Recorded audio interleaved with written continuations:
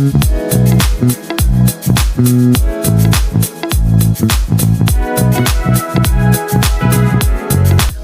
to the Holistic High Achiever Podcast. I'm your host, Kaitlin Rowitz. This podcast is all about thriving in the modern world without sacrificing your health. It's for all of my fellow high achievers, business owners, mompreneurs, single parents, hustlers, and the people who do so much for everyone else, sometimes at a detriment to their own health. The people who want to do it all but need to find a better way without burning themselves out or continuing to put their own health on their back burner. Yes, we'll talk about health, nutrition, and movement and easy solutions to living healthier, but we'll also cover topics like goal setting, building habits, and overcoming challenges and limiting beliefs, which can be applied to any area, including health, so that you can thrive holistically. Hello, fellow high achievers. Raise your hand if you'd like to be exercising more. Okay, now raise your hand if you don't really enjoy exercising. I obviously can't see you to know if you're raising your hand or not, but my guess is that most of you raised your hand about you'd like to be exercising more, and many of you kept your hand up about not really enjoying exercise. So I'm hoping that this episode changes at least 1 degree. And this is something that I work with clients a lot on. I hear things like, I need to work out so I can lose weight, or I really should get to the gym, but I don't have time. I hate running. I hate high intensity classes. I just can't stick with it. I should do more strength training. So many people I work with want to exercise more, but it just feels daunting. And their motivation also is often like weight loss. So let me remind you, if your goal is weight loss, there is nothing wrong with that. That's great. But working out is an important player, but it's actually like 80 to 90% nutrition. So make sure you're focusing on what will really move the needle for you and what's a priority right now. Also, sometimes starting with whatever feels easier to start with because there's less resistance. So this episode doesn't mean you have to start working out all the time now, but if adding in movement feels like the next logical step, but there still feels a lot of resistance. Let's talk about that. How do we remove that resistance from the movement piece? Well, think about how you feel when you say things like, I really should make time for a run. I should really get to the gym more. What other thoughts go through your mind? Are they positive thoughts? Or are they more negative thoughts? For many of us, it's more negative. We start thinking about how hard it's going to be or how many other important things we have to do first. I was both. I used to hate exercise. And if you listened to my first episode and heard my story, I did exercise in bursts. I never really stuck with anything, but I did a lot of P90X and Tai Bo in my living room. And to be honest, it was usually always to punish myself for being fat and needing to lose weight. But now I work out or do some sort of movement, like yoga or a walk at least, every day. And I genuinely look forward to it. And if I skip it, I actually skipped my workout today. I'll get a walk in later, but I skipped my typical workout today. I really feel it when I don't work out. I miss it. My body literally craves it. It's polar opposite of how it used to be. And I'm not saying that to impress you. I say that because if you would have told 19, 20-year-old me doing Tai Bo and P90X in my living room that I would love working out, I probably would have wanted to punch you and call you a dirty, rotten liar. Like, no way. I actually have another mama friend who, she used to be a fitness model. And then she had fallen off track after having a kid and hadn't been working out. But then she ended up finding a gym that had child watch, and she started going on the days she had with her kiddo. And she ended up loving it. She lost a ton of weight and is now going even more, finding a day. She goes, I think, at least 4 days a week and found a way to fit it into her schedule, and she loves it. Her clothes fit better. She feels better. She has more energy, and she has so much more confidence to be her badass, sexy self, too. So here's the thing. Movement is so good for you. Beyond just weight loss. That's why I share those stories. It's like, yes, you'll probably lose weight, but it's also an outlet for stress, which we all have. And it's way better to let that stress out at the gym or on a punching bag or on a run some form of movement than binging on Snickers. So many studies also show a direct correlation between movement and improved mental health. Many people notice an increase in energy without the use of caffeine and other supplements. It can help improve your sleep. And I know most people listening would probably benefit from that. It can increase your immune function.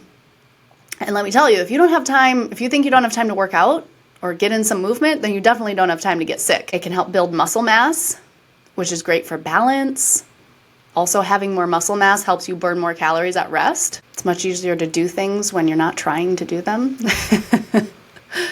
Weight-bearing exercise can increase bone density, and it's going to help prevent osteoporosis later in life. It improves your heart health, your cardiovascular health. You have better flexibility, so you can do the simple things in life, like get up and down off the ground to play with your kids without going, ugh, and everything cracking. It's going to increase your confidence. Go try a kickboxing class or lifting some heavy shit and then tell me you don't feel like a badass afterwards. I could keep going and about all the benefits of movement. And logically, I know this makes sense to all of you, but something's still holding you back from getting in more movement. You're likely overcomplicating it. I want to remind you that movement should be enjoyed. It should be a form of celebrating what your body is capable of. Whatever stage you're in, too. When I was postpartum with a pelvic injury, I was very, very limited, but it felt amazing to do just some gentle yoga. And now that I'm past the recovery phase, I have a borderline obsession with my Orange Theory HIIT classes with my workout buddy. That also ups the ante because I look forward to seeing her. So my point of saying that is no matter what season you're in or where you're starting from, whether you're in the recovery phase or if you're ready to start challenging yourself more and you're training for a marathon, ready to take it to the next level. Or maybe you're in a phase where you have to include your kiddo because you're that's my option right now. I want you to, for a moment, let go of your obstacles, let go of the things that are limiting you just for a minute as I list some ideas. So here's my list. I'll walk through them. Walking. Oh, that was a pun. Hiking, running, hula hooping, dancing, Zumba, ballet, Pilates, pole dancing, yoga, aerial yoga with the silks, biking, swimming, rowing, weightlifting. I should just rename that lifting heavy shit. HIIT workouts, obstacle course races, rollerblading, ice skating, skateboarding, skiing, snowboarding, biking. I don't remember if I said that one yet, but indoor or outdoor. Finding a workout buddy. This is my personal favorite one. Finding a workout buddy and half working out and half socialize. And then last but not least, hopscotch, because I added this one on there last. I found out this is a workout. When it was sunny, I drew a hopscotch squares that I haven't done since I was a child, and Roman is just learning to count, so we used it as a counting exercise, and I was one-legged hopping from square to square, and I'm this is a workout. So if you'd like to try that and have it be a little educational for your kiddo if you have kids, highly recommend. You'll be very out of breath fairly quickly. So when I went through the list, were there one or two things that sounded like you might actually enjoy them? Were there one or two things that you're I didn't really think of that as exercise? If I hadn't said it, would you have thought of hopscotch as exercise? But you can make it. You can make it into a game. You can make it fun. And start there. Remember, the goal is not for anything ever to be perfect. The goal is just to take it up a notch from what you're currently doing.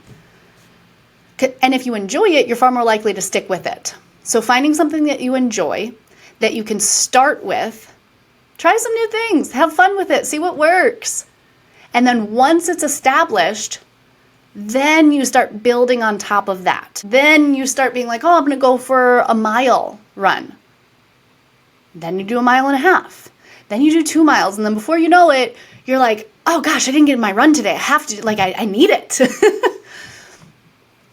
And if running's not your thing, replace it with hopscotch, replace it with hula hooping. I don't care. The point is start with something that feels good and then build from there.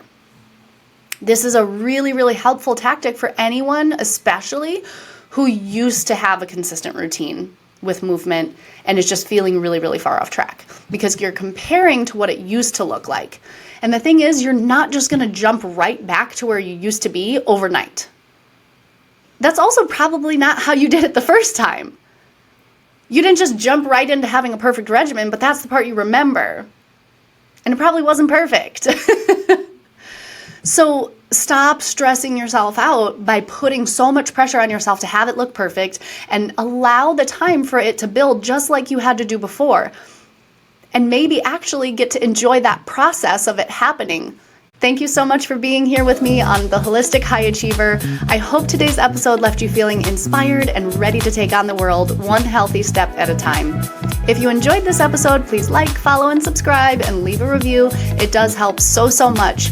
And if you're anything like me, you probably thought of someone else who would likely resonate with this. Don't forget to share it with them, because who can't use a little extra motivation? Until next time, keep embracing your journey and kicking ass.